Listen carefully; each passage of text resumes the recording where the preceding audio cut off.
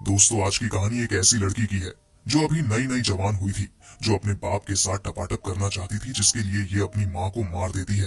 तो दोस्तों, देखते हैं ये लड़की आगे क्या क्या कांड करेगी। लेकिन उससे पहले वीडियो को लाइक और चैनल को सब्सक्राइब कर दो। तो मूवी की शुरुआत एक बड़े घर से होती है, जिसके अंदर एक बड़ा सा सांप घूम रहा था। वो एक कमरे से बाहर निकलता है और सीधा परिवार की तरफ बढ़ने लगता है। इस घर में सिर्फ 3 लोग रहते थे। आदमी का नाम विंस था, उसकी पत्नी सिमरन और एक बेटी थी जिसका नाम रूबी था। विंस की पहली पत्नी बीमारी की वजह से मर चुकी थी, जिसके बाद उसने सिमरन से शादी की थी। सिमरन रूबी की सौतेली माँ थी और रूबी उसे बिल्कुल पसंद नहीं करती थी। उस समय पूरा परिवार नाश्ता कर रहा था। तभी सांप धीरे धीरे सरकते हुए सिमरन की कमर तक पहुंच जाता है। जैसे ही सिमरन उसे देखती है, वो जोर से चिल्ला उठती है। लेकिन डरने की कोई बात नहीं थी, क्योंकि ये सांप रूबी का पालतू था। रूबी ने जानबूझकर उसे बाहर निकाला था, क्योंकि सिमरन सांपों से डरती थी और रूबी उसे परेशान करना चाहती थी। अब सिमरन के बार बार कहने पर रूबी ने सांप उठा लिया। सिमरन उसे अंदर जाने को कहती है और रूबी उसकी बात मान लेती है। वैसे रूबी को शिकार का भी काफी शौक था। विंस ने उसे लड़कों की तरह पाला था और वो उससे बहुत प्यार करता था। जब भी मौका मिलता, बाप बेटी पास के जंगल में चले जाते थे। आज भी दोनों शिकार कर रहे थे और साथ साथ घूम भी रहे थे। दूसरी तरफ सिमरन घर पर अकेली थी। तभी दरवाजे पर आहट होती है। जैसे ही वो दरवाजा खोलती है, सामने लियो नाम का डिलीवरी वाला खड़ा होता है। सिमरन ने दुकान से कुछ सामान मंगवाया था और लियो वही देने आया था। वो पहली बार सिमरन के घर आया था। वो उसके पपीते देखकर उसकी तारीफ करने लगता है। सामान देखने के बाद सिमरन लियो से पूछती है कि क्या वो उसका एक काम कर सकता है। लियो को लगता है सिमरन उस पर फिदा हो गई है। जैसे ही सिमरन उसे एक कमरे की तरफ ले जाने लगती है, लियो सोचता है कि आज तो इसकी गुलाबी गुफा की खुदाई करूंगा। लेकिन कमरे में पहुंचकर सिमरन लियो से कहती है कि ये उसकी बेटी का कमरा है और क्या वो उस सांप को जंगल में छोड़ सकता है। लियो बिना कुछ बोले चुपचाप सांप उठाता है और वहां से चला जाता है। रात को रूबी और विंस भी घर लौट आते हैं। दोनों ने पूरा दिन शिकार किया था, इसलिए घर आते ही थक कर सो जाते हैं। अगले दिन जब रूबी को अपना सांप नहीं मिलता, तो वो सिमरन पर बहुत गुस्सा हो जाती है। उसे पहले से पता था कि सिमरन को सांप पसंद नहीं है और वही उसे बाहर भिजवा सकती है। सिमरन उसे समझाने की कोशिश करती है कि उसे अपनी पढ़ाई पर ध्यान देना चाहिए, लेकिन रूबी उसकी बात नहीं मानती। वो अपने कमरे में जाती है और दरवाजा अंदर से बंद कर लेती है। जब सिमरन उसे आवाज देती है, तो रूबी कानों में हेडफोन लगाकर गाने चला लेती है। रूबी को सिमरन से नफरत हो चुकी थी और अब वो उसकी आवाज भी नहीं सुनना चाहती थी। इसी बीच लियो भी उनके घर आता है। वो आज भी सामान देने आया था।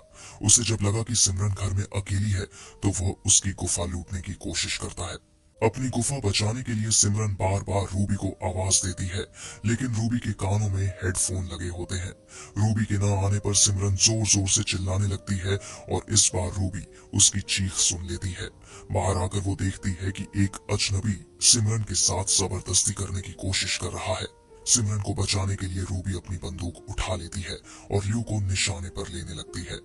थोड़ी कोशिश के बाद लियो उसके निशाने पर आ भी जाता है, लेकिन फिर कुछ सोचकर रूबी गोली नहीं चलाती। असल में रूबी सिमरन से बेहद नाराज थी। एक तो वो उसकी सौतेली माँ थी और ऊपर से उसने उसका सांप भी गायब कर दिया था। रूबी को लगता है कि अजनबी सिमरन को मार देगा, इसलिए वो गोली नहीं चलाती, क्योंकि वो सिमरन को मरते हुए देखना चाहती थी। सिमरन अपनी प्यारी गुफा बचाने की कोशिश करती रहती है और इसी बीच वो लियो के हाथों मारी जाती है। वैसे लियो को ये पता ही नहीं था कि घर में कोई और भी मौजूद है। वो रूबी को देखे बिना ही वहां से भाग जाता है। कुछ दिनों बाद रूबी पुलिस स्टेशन में होती है। पुलिस उससे हत्यारे के बारे में पूछताछ करती है, क्योंकि उस वक्त घर में वही थी। रूबी पुलिस को बताती है कि वो अपने कमरे में थी और सिमरन की चीख सुनकर जब तक बाहर आई, तब तक हत्यारा भाग चुका था। असल में रूबी ने जानबूझकर झूठ बोला था। वो चाहती तो लियो का हुलिया बता सकती थी, लेकिन उसने ऐसा नहीं किया। उसे लियो अच्छा लगने लगा था, क्योंकि उसने उसकी सौतेली माँ को मारा था, जिससे रूबी को बेहद नफरत थी। थोड़ी देर बाद विंस और रूबी दोनों घर लौट आते हैं। अब रूबी विंस का बहुत ध्यान रखने लगती है और उसके लिए खास चाय भी बनाती है, जिसे पीकर विंस खुश हो जाता है। अगले दिन विंस अपने घर एक नई औरत को लेकर आता है। उसका नाम सोफिया होता है। सोफिया को विंस का घर बहुत पसंद आता है। घर देखने के बाद दोनों बाहर आते हैं और विंस उससे शादी की बात करता है। तलाकशुदा सोफिया उसकी बात मान लेती है और शादी के लिए हाँ कर देती है।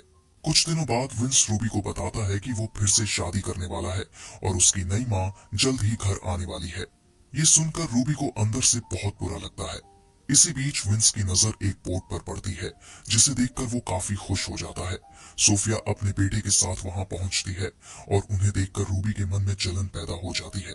विंस जल्दी से उनके पास जाकर उनका स्वागत करता है, जबकि रूबी घर के अंदर से ही सब कुछ देखती रहती है।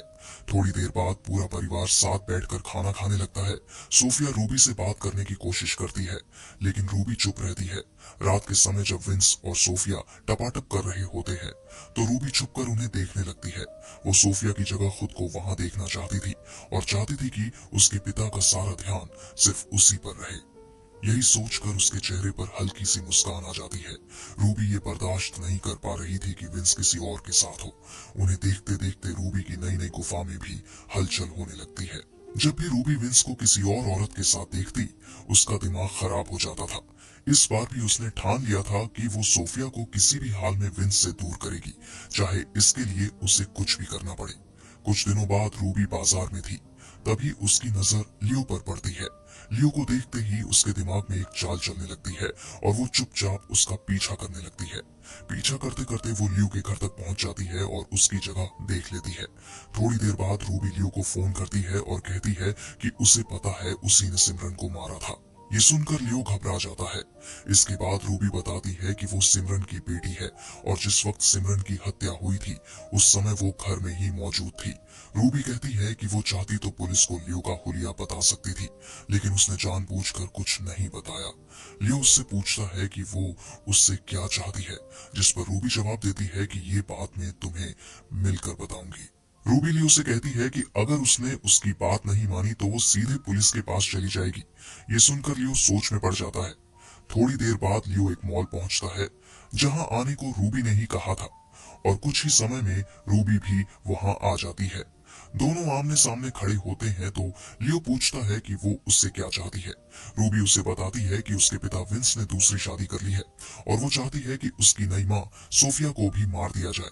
ये सुनकर लियो उसे समझाने की कोशिश करता है कि वो कोई कातिल नहीं है और सिमरन तो उससे गलती से मर गई थी, लेकिन रूबी उसे साफ साफ धमकी देती है कि अगर उसने मना किया तो वो पुलिस को सब कुछ बता देगी। इसके साथ ही वो उसे पैसों का लालच भी देती है और कहती है कि उसके घर में बहुत पैसा है, बस सोफिया को मार दो और सारा पैसा लेकर भाग जाना। पुलिस के डर और पैसों के लालच में आकर लियो उसकी बातों में फंस जाता है और हामी भर देता है। उसी रात विंस और सोफिया बाहर जाने की तैयारी कर रहे होते हैं।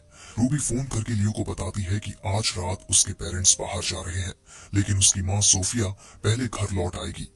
साथ ही वो ये भी कहती है कि घर की चाबी बाहर रख दी है। ये सुनकर लियो तैयारी करने लगता है ताकि वो सोफिया को मार सके और घर से पैसे भी चुरा ले। थोड़ी देर बाद रूबी घर की लाइट बंद कर देती है ताकि अंधेरे में लियो अपना काम कर सके। इसके बाद वो अपनी गन उठाकर एक अलमारी में छुप जाती है। दूसरी तरफ सोफिया भी घर लौटने के लिए निकल पड़ती है। वो दोनों एक पार्टी में आए थे, लेकिन पार्टी के बाद विंस को कहीं और जाना था, इसलिए सोफिया अकेली ही घर जा रही थी। इधर लियो घर में घुस चुका था और उसे पता था कि सोफिया जल्दी पहुंचने वाली है, इसलिए वो लॉकर ढूंढने लगता है। काफी कोशिशों के बाद भी जब लॉकर नहीं मिलता तो उसे समझ आ जाता है कि रूबी ने उससे झूठ बोला था, बस उसे अपना काम निकलवाने के लिए। असल में रूबी ने लियो को पूरी तरह बेवकूफ बनाया था। उसने जानबूझकर झूठा लालच दिया था ताकि लियो उसके कहने पर काम करने को तैयार हो जाए। उसकी योजना ये थी कि लियो सोफिया को मार देगा और फिर वो खुद लियो को खत्म कर देगी। इसी इरादे से वो अलमारी में छुपी हुई थी। थोड़ी ही देर में सोफिया घर पहुंच जाती है। घर में अंधेरा देखकर वो रूबी को आवाज देती है, लेकिन रूबी कोई जवाब नहीं देती। इसके बाद सोफिया जल्दी से लाइट ठीक करने की कोशिश करती है और रूबी के कमरे की तरफ बढ़ने लगती है।